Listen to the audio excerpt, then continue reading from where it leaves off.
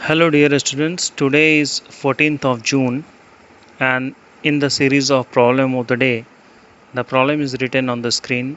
Through vertex A of parabola y square is equal to 4x, two chords AP and AQ are drawn and the circles on AP and AQ as diameter intersects in R. Okay, so these two circles are having AP as diameter and AQ as diameter. And now it is saying that if theta 1, theta 2 and phi be angles made with axis by tangents at PQ and AR. Okay by tangents at PQ मतलब यहाँ से हम कोई tangent draw कर रहे हैं, Q से कोई tangent ड्रॉ कर रहे हैं और AR जो लाइन है. ओके तो ये जो एंगल्स है थीटा 1 वो क्या है, P से कोई tangent ड्रॉ हो रहा होगा, वो एक्सिस से जो एंगल बनाएगा, एक्सिस से मतलब यहाँ एक्स एक्सिस से. थीटा 2 जो है वो Q से जो tangent ड्रॉ हो रहा है वो एंगल बना रहा होगा और AR जो एंगल बना रहा होगा एक्स एक्सिस से वो है फाई. तो इस क्वेश्चन में हमें प्रूफ करना है कि cot theta 1 plus cot theta 2 plus 2 tan phi is equal to 0. तो लेट अस स्टार्ट. जो स्टार्ट कैसे करेंगे, तो मैंने यहाँ पे भी इस डायग्राम को इंपोर्ट कर लिया. अब आप देखिए कि हम ऐसा मान लेते हैं कि let the coordinates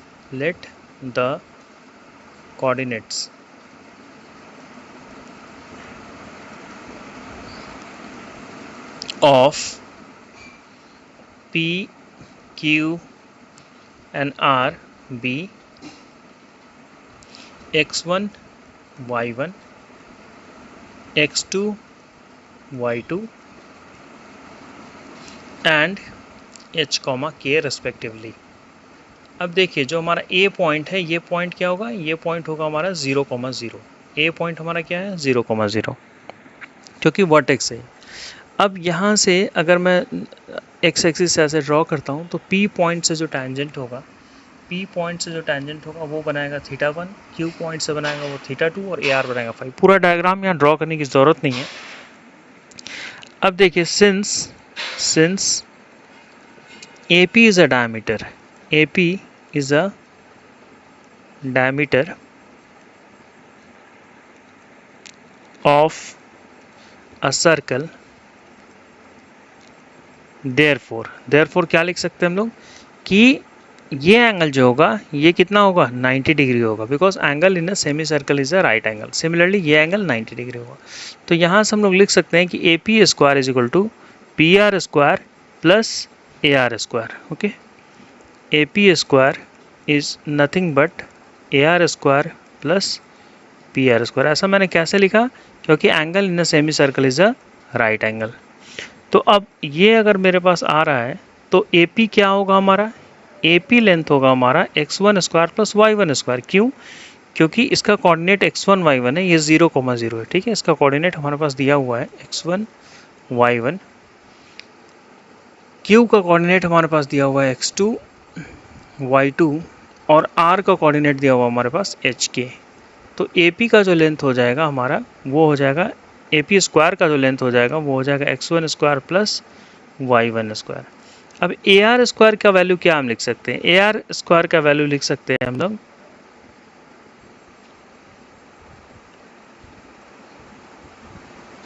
h square plus k square. और PR क्या लिखेंगे, PR लिखेंगे x1 माइनस h का whole square plus y1 minus k का होल स्क्वायर.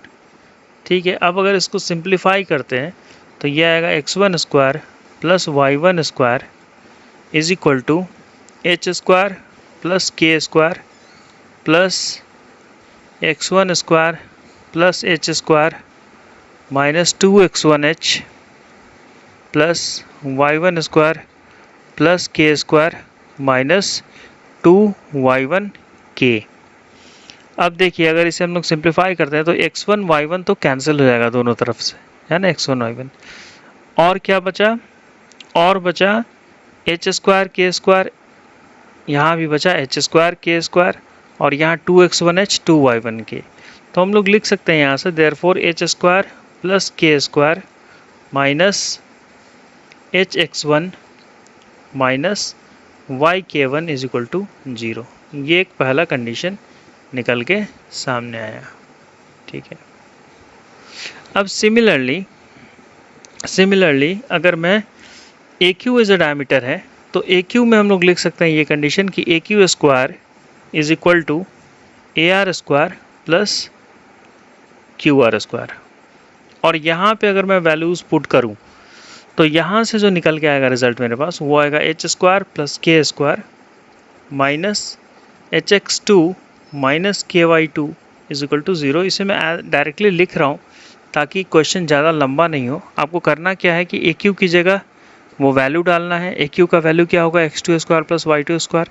ए आर का वैल्यू होगा h square plus k square. और आर क्यू का वैल्यू आपके सामने निकल जाएगा यहाँ से, एक्स टू माइनस एच का whole square plus y two minus k का होल स्क्वायर। अब अगर आगे चलते हैं तो x1 की जगह हम क्या लिख सकते हैं, x1 can be written as y1 square upon 4a and x2 can be written as y2 square upon 4a। ठीक है, पैराबोला पे लाई कर रहा है दोनों पॉइंट, इसीलिए। तो अब ये जो इक्वेशंस था हमारे पास, ये जो दो इक्वेशंस हमारे पास पहले निकल के आया, उसमें मैं इस इक्वेशन का नाम देता हूँ इक्वेशन नंबर 1 और इस इक्वेशन का नाम देता हूँ इक्वेशन नंबर 2। तो अगर मैं इसे सब्ट्रैक्ट कर लूँ, इक्वेशन सब्ट्रैक्टिंग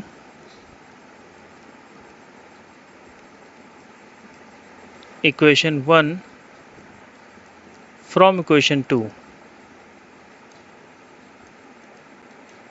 तो हमारे पास निकल के आएगा h times of x1 minus x2 plus k times of y1 minus y2 is equal to 0।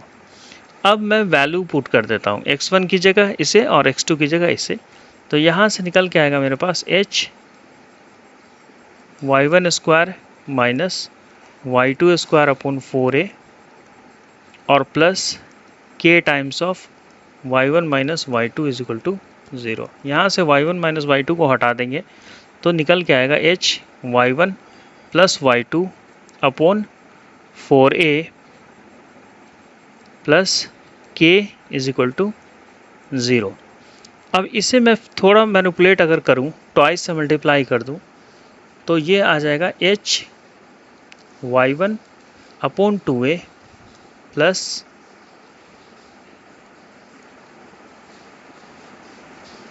h यहाँ से हटा देता हूँ मैं, y1 upon 2a plus y2 upon 2a और plus 2k upon h is equal to 0। ऐसा लिख सकते हैं हम लोग इसे। ठीक है, देख लीजिए, यहाँ से ऐसा बिल्कुल लिख सकते हैं। इस h से मैंने डिवाइड कर दिया और यहाँ पे y1 अपॉन 2a लिया, 2 यहाँ पे कॉमन, यहाँ पे y2 अपॉन 2a 2 कॉमन, यहाँ पे k अपॉन 2h लिखा तो 2 से ऊपर मल्टीप्लाई कर दिया। ठीक है, तो ये चीज़ हमारे सामने निकल के आ रहा है। अब हमारे पास क्वेश्चन में क्या दिया था, slope of the tangent at p।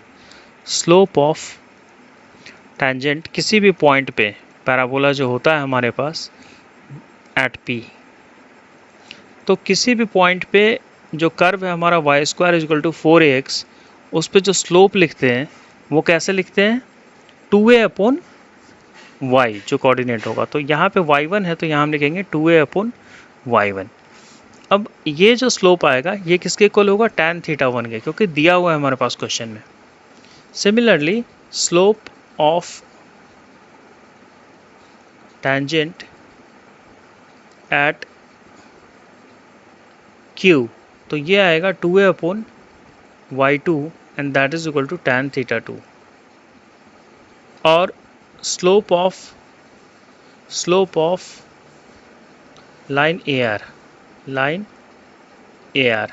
ये क्या हो जाएगा, k upon h and that is equal to tan phi। k upon h क्यों आया, आप देखिए यहाँ पे AR लाइन का स्लोप क्या होगा, k अपॉन h। ठीक है, स्लोप अगर निकाले तो यहाँ से हम लोग लिख सकते हैं ऐसा अब क्या करना है आपको, बस इस रिजल्ट को, इन वैल्यूज़ को यहाँ पे पुट कर देना है। तो जब आप वैल्यूज़ को पुट करेंगे यहाँ पे, तो y1/2a क्या हो जाएगा, 1/tan थीटा 1 यानी cot थीटा 1, y2/2a क्या हो जाएगा, cot थीटा 2, और 2k/h है, यानी इससे आप लिख सकते हैं twice of tan phi and that is equal to 0। तो ये रिजल्ट आपका यहाँ से प्रूफ हो गया। तो ये क्वेश्चन जो था बहुत ही अच्छा क्वेश्चन था, ज्योमेट्री का यूज़ था, अलजेब्रा का यूज़ था, और आपका ट्रिग्नोमेट्री का यूज़ था। तो बताइएगा कमेंट सेक्शन में क्वेश्चन आपको कैसा लगा। Thank you.